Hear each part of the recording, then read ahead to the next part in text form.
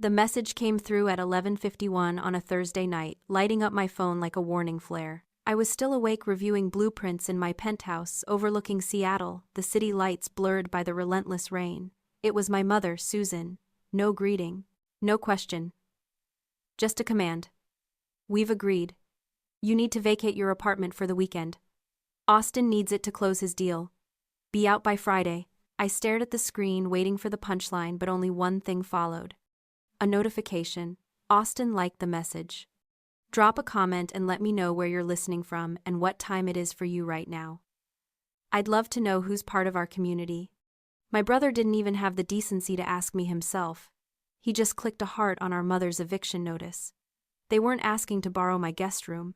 They were ordering me to leave my own home, the home I bought, the home I pay for, so my 34-year-old brother could pretend he was a success. They wanted the keys, the view, and my absence. And for the first time in 29 years, something in me didn't flinch. I didn't cry. I didn't throw my phone across the room or call my best friend to scream about the injustice. Crying suggests you are surprised, and deep down I wasn't. Instead, I opened my laptop. The screen glowed in the dark room, casting a cool blue light over my face. I logged into my building's smart security portal. There they were, the active guest codes I had foolishly created for emergencies. Mom, Dad, Austin. I selected them all. I didn't hesitate.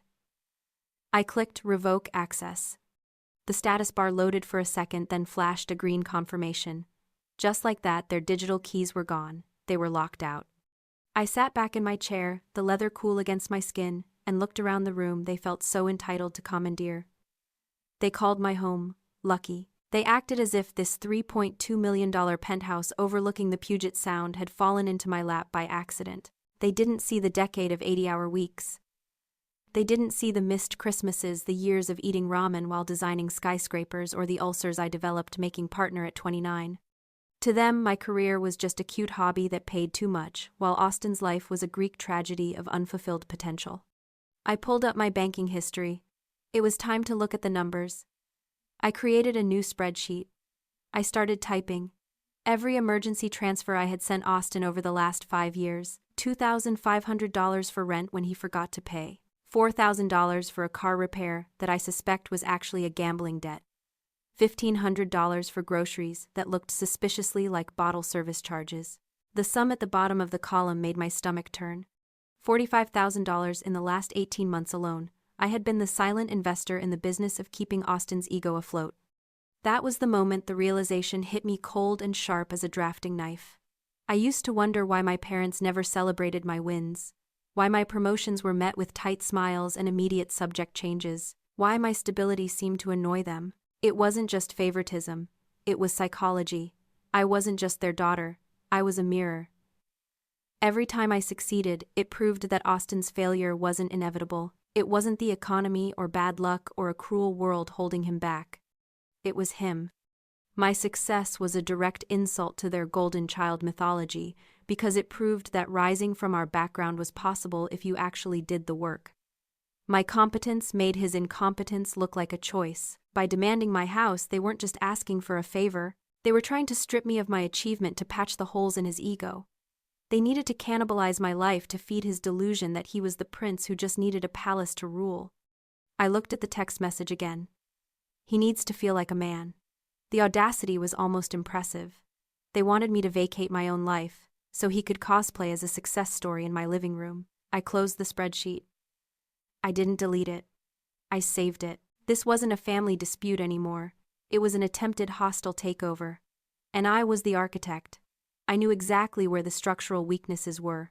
I wasn't going to let them demolish me. I was going to condemn the building. Silence, I learned, is louder than screaming.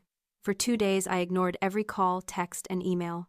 Susan left voicemails ranging from tearful guilt trips to cold threats. Robert, my father, sent a single text, "Call your mother. She's hysterical." Austin went radio silent, which worried me more than the noise. I assumed they were regrouping. I didn't expect them to ambush me. It was Saturday night. I received a calendar notification, dinner at Prime 21, Bellevue. I had declined the invite weeks ago. It was Austin's 34th birthday, and I refused to celebrate a man who still acted 14. But then a second notification pinged, reservation confirmed for party of 5. host Isabella. They had used my name to book the table. If I didn't show up to cancel, I'd be charged the no-show fee for a high-end steakhouse. It was a trap, petty and precise. I drove to Bellevue, intending only to cancel the reservation in person and leave. But when I walked into the dimly lit dining room, they were already seated. And they weren't alone. At the table directly next to them sat 3 men in expensive suits looking bored but attentive. Austin was leaning back in his chair, swirling a glass of scotch, talking loudly enough for the entire section to hear. "Yeah, the view from my penthouse is killer," he was saying, gesturing vaguely towards the window. "You can see the whole sound. Perfect for the launch party next weekend." I froze. He wasn't just lying to our parents anymore. He was pitching investors using my home as collateral. He was selling access to a property he didn't own to buy credibility he hadn't earned. I walked up to the table. My mother looked up, her eyes widening, then narrowing into a glare. "You made it," she hissed. "Sit down, don't make a scene." I didn't sit. I looked at Austin.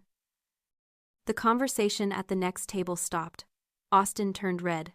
"Bella, don't start. We're just talking business." "It's my apartment," I said, my voice calm but carrying through the quiet restaurant. "I bought it. I pay the mortgage. And you are not hosting anyone there next weekend. Or ever." Austin stood up his chair, scraping loudly against the floor. "You're embarrassing me," he growled. "These are important people." "Then tell them the truth," I challenged. "Tell them you're 34, unemployed, and trying to squat in your sister's home because you have nothing of your own to offer." That was when Susan moved. She stood up so fast her wine glass tipped over, staining the white tablecloth red. "Shut up," she screamed. And then she slapped me. It wasn't a soft tap. It was a hard, stinging blow across my cheek that echoed in the silence. The entire restaurant gasped. My mother stood there, chest heaving, hand still raised. "How dare you?" she whispered, shaking. "How dare you emasculate your brother like that in public? He is trying to build something, you selfish, jealous little girl." I touched my cheek. It was hot. I looked at my father, Robert, who was staring at his plate, refusing to meet my eyes. I looked at Austin, who was smirking, vindicated by our mother's violence. And finally I looked at Susan. I saw a woman who had just assaulted her daughter to protect her son's delusions. The last thread of obligation didn't just break. It dissolved. I walked out of the steakhouse without a word. My cheek still throbbed, a hot, pulsing reminder of where I stood in the family hierarchy. But as the valet brought my car around, the tears didn't come. Instead, a strange calm settled over me. It was the calm of a building inspector who finally finds the critical fault line in a foundation. The crack was too deep. The structure was unsound. It couldn't be repaired. It had to be condemned. I drove straight to my firm's office in downtown Seattle. It was nearly 10 o'clock, but the lights on the 40th floor were still on. Andrea, the managing partner who had mentored me since I was an intern, was there. She took one look at my face, the red mark still visible under the harsh office lights, and poured me a glass of whiskey. I told her everything: the text, the lockout, the ambush, the slap. "They aren't just family," I said, my voice steady. "They're a liability. They're trying to bankrupt me emotionally and financially to keep Austin solvent." Andrea nodded, her expression grim. "So treat them like a liability. Stop thinking like a daughter, Isabella. Think like an architect. If a contractor assaulted you on a site and tried to steal your materials, what would you do?" "I'd fire them," I said. "I'd lock the site. I'd sue for damages." "Exactly," she said. "Draft the notice." We sat side by side at the conference table. I didn't write a letter begging for an apology. I drafted a formal cease and desist and no trespass notice. I listed every incident: the harassment, the unauthorized access, attempts, the assault at the restaurant. I attached the spreadsheet of the $45,000 I had loaned Austin, reclassifying it as a debt to be repaid. Then I went further. I contacted the private security firm my building used. I authorized them to station a guard in the lobby, specifically for the upcoming weekend. I provided photos of my parents and Austin. "These individuals are barred from the premises," I wrote in the authorization email. "If they attempt to enter, call the police immediately." As I hit send, I felt a heavy, dark weight lift off my chest. For years, I had believed that if I just worked hard enough, paid enough, and succeeded enough, my parents would finally see me. I thought my success could buy their respect. But looking at the legal documents in front of me, I realized the truth. They had invested their entire identity into the idea of Austin being special. Admitting he was a failure would mean admitting they were wrong about him, about me, about everything. They were emotionally bankrupt. They couldn't afford to love me because loving me meant accepting that they had bet on the wrong child. I wasn't their daughter. I was the sunk cost they were trying to liquidate to save their bad investment. I looked at Andrea. "It's done," I said. "The site is locked." She smiled a fierce, proud look. "Good. Now go home and sleep. You have a fortress to defend." Friday arrived with a persistent gray drizzle.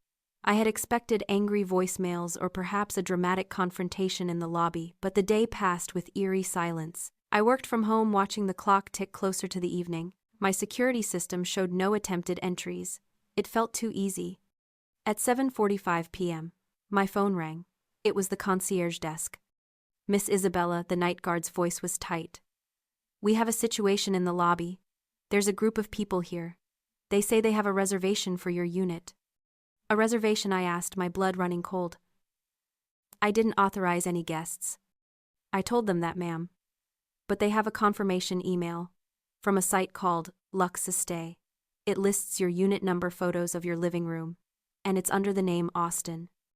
I grabbed my laptop and ran to the elevator. My fingers flew across the keyboard as the car descended 38 floors. I searched the rental site. There it was, my penthouse. Professional photos taken during my housewarming party months ago. Exclusive skyline penthouse. Perfect for events. The host profile was Austin's photo, smiling that charming empty smile. But it was the booking details that stopped my heart. He hadn't just promised the apartment for a party, he had rented it out for the entire weekend for $10,000, and below that, a note. Security deposit $5,000. Paid. The elevator doors opened to chaos. In the sleek marble lobby, 5 men in tech bro hoodies and expensive sneakers were arguing with my security guard. They looked impatient and entitled. "We paid 15 grand up front," one of them was shouting, waving a phone. "The host said the keys would be at the desk." I stepped out. "The host doesn't own the property," I said, my voice cutting through the noise. They turned. The leader, a guy with a scruffy beard, frowned. "Who are you?" "I'm the owner. And that listing is fraudulent." "Fraudulent," he laughed, but it was nervous. "Look, lady, we wired the money to Austin 2 days ago. We have a signed rental agreement." "Show me," I demanded. He held up his phone. I zoomed in on the PDF contract. There at the bottom was a signature. Isabella. It was a clumsy forgery, a jagged scrawl that looked nothing like my hand. This wasn't just a family boundary violation anymore. Austin hadn't just tried to borrow my home. He had sold access to it. He had committed wire fraud, identity theft, and forgery. And he had done it for $15,000, a desperate sum. Why did he need cash that fast? The gambling debt. The $45,000 I had stopped paying. He was underwater and he was using my home as a life raft. "I'm calling the police," I said, pulling out my phone. "Whoa, hold on," the guy said, backing up. "We don't want trouble, we just want our money back." "You won't get it from him," I said, dialing 911. "He spent it already." As the operator answered, I saw the revolving doors spin. Austin burst in, breathless and sweating, with my parents trailing behind him. They looked frantic. They saw me, they saw the angry renters, and they saw the phone to my ear. "Isabella, stop," Susan screamed, rushing across the lobby. "Don't call them, we can fix this." I looked at my mother, her face twisted in panic, not for me but for her son. I looked at Austin, who was pale and shaking, and I spoke into the phone. "I'd like to report a fraud in progress. The suspect is on the premises." 2 uniformed officers entered the lobby just moments after I hung up. The revolving doors were still spinning from my family's frantic entrance. The lobby was a tableau of chaos, 5 angry tech bros demanding a refund, my security guard standing firm, and my parents surrounding Austin like human shields. "Officers," I said, my voice cutting through the noise. My mother, Susan, whipped around. Her face was flushed, her hair coming loose from its perfect bun. She rushed toward me, grabbing my arm with a desperate claw-like grip. "Isabella, send them away," she hissed, her eyes darting between me and the police. "We can fix this. Austin just made a booking error. Don't ruin his life over a misunderstanding." "A misunderstanding?" I pulled my arm from her grasp. "He forged my signature on a rental contract. He took $15,000 for a property he doesn't own. That's not a mistake, Mother. It's a felony." "He needed the money," Austin shouted, his voice cracking. The arrogance from the steakhouse was gone, replaced by a sheen of cold sweat. He stepped away from my father, looking wild-eyed. "Bella, please. You don't understand. If I don't pay them 45 grand by Monday. He trailed off, looking at the angry renters. I just needed the deposit to hold them off. So there it was. The truth at the bottom of the foundation. The investor gala, the launch party, the need to feel like a man, it was all a cover for a gambling debt that had spiraled out of control. He wasn't building an empire. He was digging a grave, and he had tried to throw me into it to fill the hole. You owe $45,000, Robert, my father whispered. He looked gray. Austin, you said you needed the apartment to impress a venture capitalist. I lied, Austin screamed, tears starting to track through the sweat on his face. Okay, I lied, but Bella can fix it. She has the money. She can just let these guys stay for the weekend, give me the cash, and I'll pay her back later, please. He looked at me, expecting the old Isabella. The one who sent monthly transfers, the one who ate ramen so he could eat steak. He expected the sister who set herself on fire to keep him warm. Susan turned to me, her eyes pleading. Isabella, look at him. He's terrified. Just this once. Let them stay. Write a check to cover the difference. We will pay you back. We promise. He's your brother. I looked at the renters who were now talking to the police, showing them the fraudulent listing. I looked at the officers walking toward us, and then I looked at my mother. You told me he needed this apartment to feel like a man, I said, my voice steady and cold. Yes, she cried. He just needs a win. I reached into my bag and pulled out the file I had prepared with Andrea. The cease and desist. The bank records of the $45,000 I had already given him, and the printout of the fraudulent rental listing with the forged signature. A man takes responsibility for his actions, I said. I handed the file to the nearest officer. This is the proof of ownership, I told him, and this is the evidence of the forgery and wire fraud. I want to press charges. Isabella, no, Susan screamed, lunging for the papers, but my father held her back. Miss Isabella, is this the individual? The officer asked, gesturing to Austin. Yes. Austin's knees buckled as the officers grabbed his wrists. The click of the handcuffs was the loudest sound in the cavernous lobby. He started sobbing, a raw, ugly sound. Mom, don't let them. Susan was wailing, begging the officers, begging me. He's a good boy, he didn't mean it. Isabella, tell them to stop. How can you be so cruel? I watched them read him his rights. I watched the prince being dragged out of the palace he tried to steal. I felt absolutely nothing but the cool air conditioning on my skin. I looked at my mother one last time. You wanted him to be a man, I said. Let him face a man's consequences. As the squad car lights flashed through the glass doors, the lobby finally went quiet. The renters were gone, directed to the station to file their own reports. My parents stood alone in the center of the marble floor, looking small, old, and utterly defeated. I didn't say goodbye. I turned around and pressed the button for the elevator. Going up. The fallout wasn't a family tragedy. It was a controlled demolition. Austin pleaded guilty to wire fraud and forgery to avoid a longer sentence, but the felony record stuck. The $45,000 he owed the loan sharks didn't vanish just because he was in custody, and that debt fell squarely on the people who had enabled him for 34 years. Susan and Robert liquidated their retirement accounts. They sold the family home, the one with the white wood fence, where Austin had played king to cover his legal fees and pay off his creditors. They downsized to a 2-bedroom rental near the county detention center. They finally got what they wanted, a life completely centered around taking care of Austin. I didn't visit. I didn't send a check. I treated them exactly as I would a contractor who had embezzled funds. I terminated the contract. A week later, I had a locksmith come to the penthouse. It wasn't strictly necessary. The electronic codes were already revoked, but I needed the ritual of it. I watched him replace the physical cylinder of the front door, the sound of the drill echoing in the quiet hallway. When he handed me the new key, heavy and cold in my palm, I felt the finality of it. This wasn't just a security measure. It was the final inspection stamp. The project was complete. That evening, the rain returned to Seattle, washing the city in a gray metallic sheen. I stood on my balcony, wrapped in a cashmere throw, watching the ferries cut through the dark waters of Puget Sound. For years, I had treated my family like a load-bearing wall, terrified that if I removed them, my whole life would collapse. I thought the pain of their rejection was the price of having a foundation. But I was wrong. They weren't the foundation. They were the termites. They were the dry rot, eating away at the beams. I thought about the sunk cost fallacy Andrea had mentioned. My parents had poured everything into Austin until they were emotionally and financially bankrupt, unable to walk away, because walking away meant admitting a lifetime of bad investments. I refused to make that mistake.